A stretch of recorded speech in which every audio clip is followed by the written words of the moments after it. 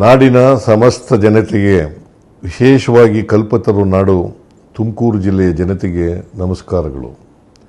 ರಾಜ್ಯದಲ್ಲಿ ಕಾಂಗ್ರೆಸ್ ನೇತೃತ್ವದ ಸರ್ಕಾರ ಅಧಿಕಾರಕ್ಕೆ ಬಂದು ಮೇ 20ಕ್ಕೆ 3 ವರ್ಷಗಳು ತುಂಬುತ್ತವೆ. ಈ ನೆನಪಿಗಾಗಿ ರಾಜ್ಯ ಸರ್ಕಾರ ಕಳೆದ 3 ವರ್ಷಗಳಲ್ಲಿ ರಾಜ್ಯದಲ್ಲಿ ಆಗಿರುವ ಅಭಿವೃದ್ಧಿ ಕೆಲಸಗಳನ್ನು ಜನತೆಗೆ ಸಮರ್ಪಣೆ ಮಾಡುವ ವಿಶೇಷ ಕಾರ್ಯಕ್ರಮವನ್ನು ತುಮಕೂರಿನಲ್ಲಿ ಮೇ 19ರಂದು ಹಮ್ಮಿಕೊಂಡಿರುವುದು ಅತ್ಯಂತ ಸಂತೋಷದ ವಿಷಯ.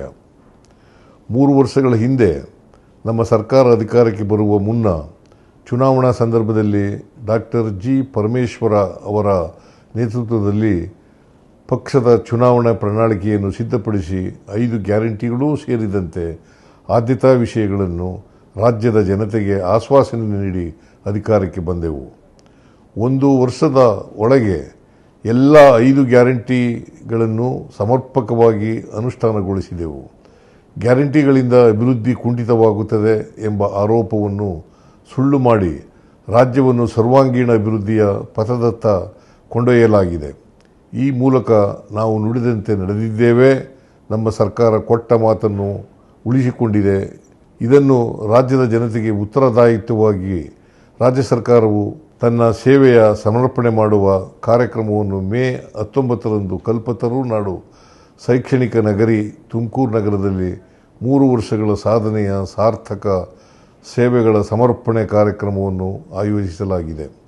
ಅಂದು ಬಹುಮುಖ್ಯವಾಗಿ ಕಂದಾಯ ಇಲಾಖೆಯಲ್ಲಿ ಆಗಿರುವ ಅಭೂತಪೂರ್ವ ಆದ್ಯತಾ ಕಾರ್ಯಕ್ರಮಗಳಾದ ಇ-ಪೌತಿ, ದರಖಾಸ್ತು ಪೋಡಿ, ಹೊಸ ಕಂದಾಯ ಗ್ರಾಮಗಳ ಫಲಾನುಭವಿಗಳಿಗೆ ಹಾಗೂ ಪಿಂಚಣಿ ಯೋಜನೆಗಳು ಸೇರಿದಂತೆ ಸುಮಾರು 1.40 ಲಕ್ಷ ಫಲಾನುಭವಿಗಳಿಗೆ ಹಕ್ಕುಪತ್ರ ವಿತರಿಸಲಿದ್ದೇವೆ.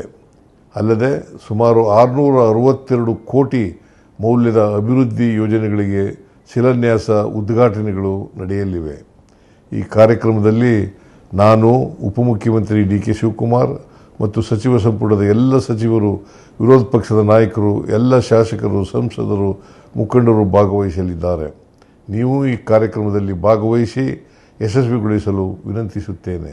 ಜೈ ಹಿಂದ್, ಜೈ ಕರ್ನಾಟಕ.